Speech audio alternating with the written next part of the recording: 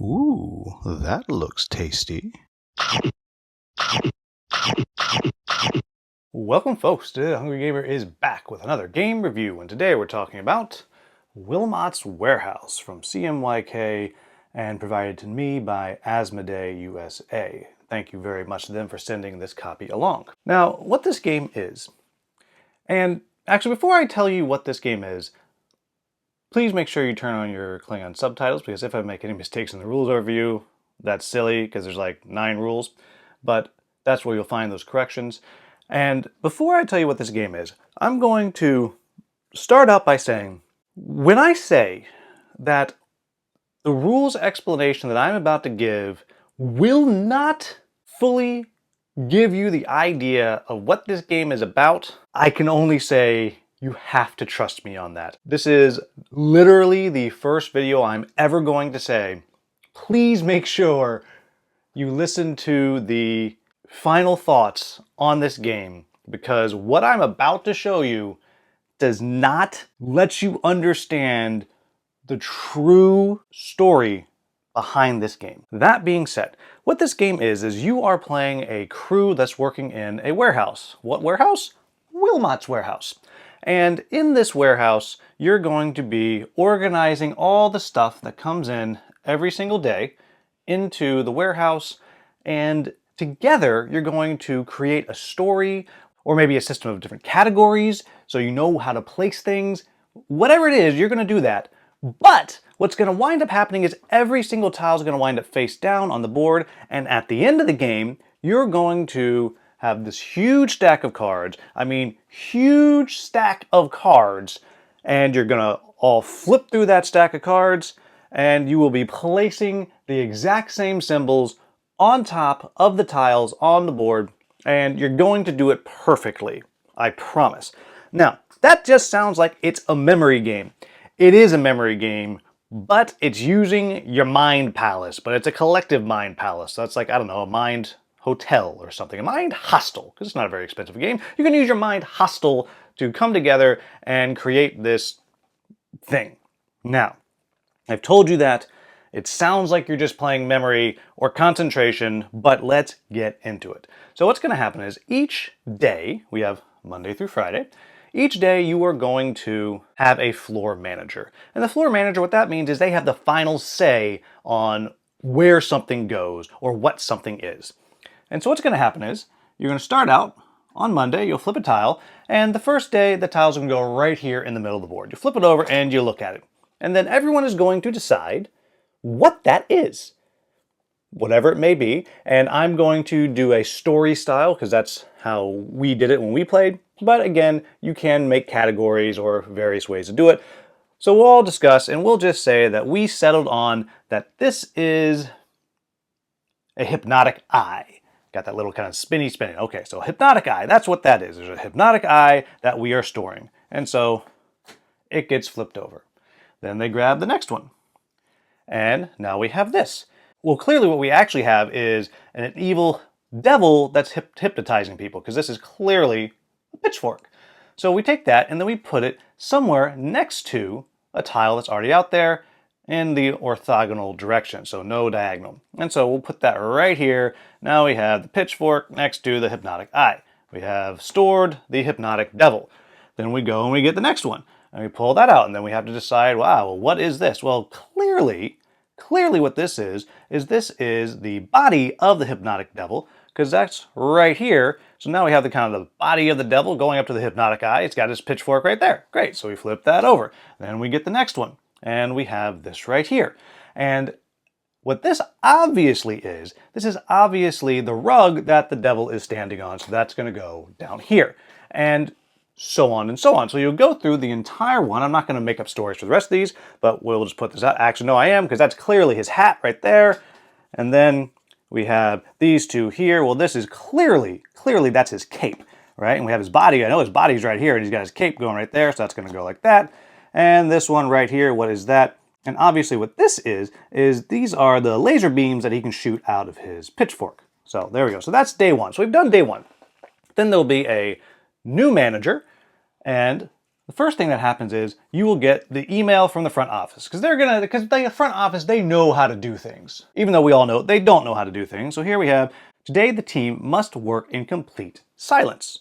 So that means for this next time, you're going to place everything out, but you can't talk. And you would go through, you do it again. Now, it does specifically say in the rules, or at least in the official rules video, I can't remember which one I saw it in, but it does very clearly say that, you know what, you're a team, and you know, sometimes you just didn't see the email. And so you can decide, you know what, we're not going to do that. We're not going to deal with that. So you can choose to do it or not do it, and that's actually a little bit of the difficulty. I'll just flip out a couple of the others here so you can kind of see what some of the things that you could have. So for example, right here, all of today's tiles should be placed next to the outer wall of the warehouse. They do not have to be adjacent to existing tiles, so suddenly you're just breaking the rules completely. Take a short break to talk about your day. So literally, take a little break and chat. That seems kind of nice.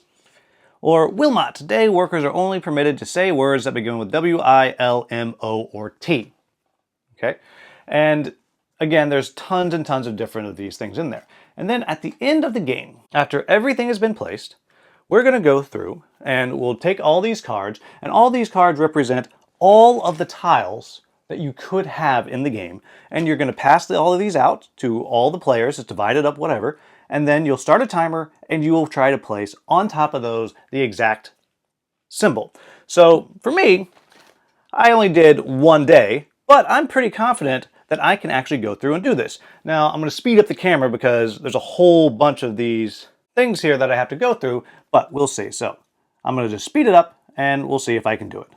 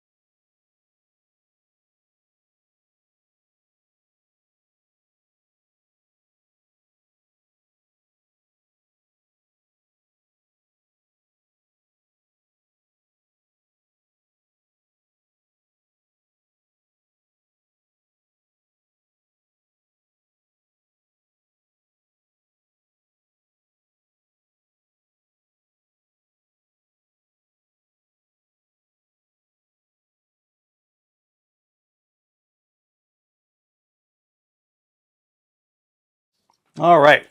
And then, again, all these other tiles would be out. And so then what we do is we stop the timer, and then we flip them all over. Okay, and yep, so got that one, that one, that one, that one, that one, that one, and that one. So I would have no penalties. For any of them that you get wrong or you just can't figure it out, you have nothing there, you get a 10-second penalty, and then you check the rules to see how you did, and there's actually a QR code that takes you to a little video, which are pretty funny and amusing and kind of tells you kind of the end of your little dystopian warehouse story. But that's how this game works. So what do I like about this game? So when I first heard about this game, it was on the So Very Wrong About Games podcast, and over the years, I guess it's only been out for a year and a half or so, but over the however long, every time they talk about it, they've described it as some kind of magic. And when you hear the description, it's you're all collectively working in this warehouse and you're putting these tiles in the warehouse, which represent goods, and they're all vaguely suggestive of something. And you saw the rules overview, you know what I'm talking about. And somehow, you're going to take each one, you're going to put it upside down, and at the end of the game, everyone's going to know where everything is. Sure. And I'll be damned if this game isn't some kind of magic, because We nailed it! And the really cool thing is, because we made this collective story, I still remember the story. I can still tell you that CEO Don Smurf, and it has two N's in Don, that's how you know he's evil, was thrown out of hell by the devil, and is also very short, so he had to stand on a apple box. And as he's standing there, he interrupts this party that they're throwing for a musician in the warehouse who had a nice California waffle guitar. It's California because it basically had an avocado for the bass, had a waffle for the top. And he was so mean because he's evil. He reached out, he grabs a guitar, and he kicks the strings off of it. And luckily, he left the piano that it was sitting on alone. At the same time, the people they're celebrating are a couple of urchins. These two urchins. We had the long-faced snatched urchin, and we had the short, grim-faced snatched urchin, both of which had lovely, one of which being a donut halo. And we know they're snatched because the young people at the table explained to us what the word snatched mean, but they were both snatched, let me tell you.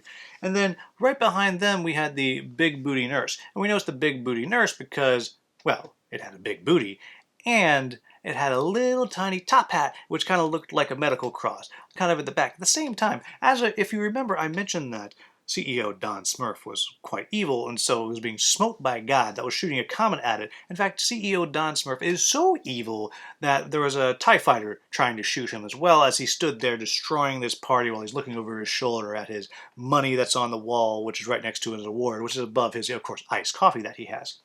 And of course, his office was right next to the entrance. Now, I have just pretty much named every single tile that we had out there. And in my head, I still know where all of those were. There's a couple things, a couple of hats that I don't quite remember, but it's been a week and I still remember this. That is magic. At the same time, one of the things that it does that's very clever is every day you get a new email. And the email is going to change the rules in some way. And in the official How to Play video, it even says, you know what? Sometimes you don't see emails, so you can all decide just not to do it. And for a couple of them, we decided, you know what, we don't want to try that right now. That's too hard to do the whole round in total silence or things like that. But at the end, we actually talked about it and said, you know what?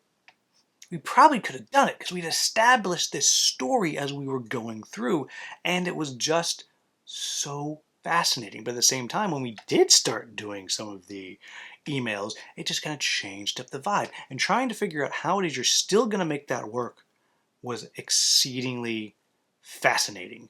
And as I mentioned, what really makes it work is just how collectively we work together and that it worked, that we did it. Now, I told Mrs. Hungry Gamer about this, and she just said, well, yeah, that's how that works. It's like the Mind Palace. You tell the story, and then you connect things, and I had to disagree. It is some kind of magic is what it is. Now, with that said, what are my quibbles with the game? I think there's really only...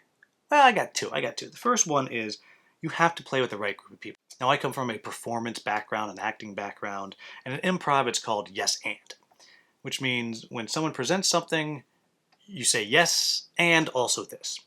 You have to kind of go in with that vibe. Now, we all talked about what different things are. It's like, oh, that's a banana peel. Oh, that could be strings for the guitar. And we would throw them out there, we would agree, we'd make the story, and we'd go on. I can imagine played with the wrong group of people, this will just fall flat and be frustrating because there aren't really any rules for you to grab onto. It's make up a story. Yes, you can do categories and do it how you want, but that's what it is. There's no really hard and fast rules other than you can put it down, you gotta go orthogonal, put it face down. That's it. And so for some groups, I think it would be really, really hard. And if it's not the type of group that has some people that are willing to be creative and just kind of lead the storytelling, it's probably going to fall really, really flat. But there you have it, folks. That's Wilmot's Warehouse. I was skeptical. I'm sure if you have watched the rules overview and you've listened to me talk, you are skeptical. It is some kind of magic.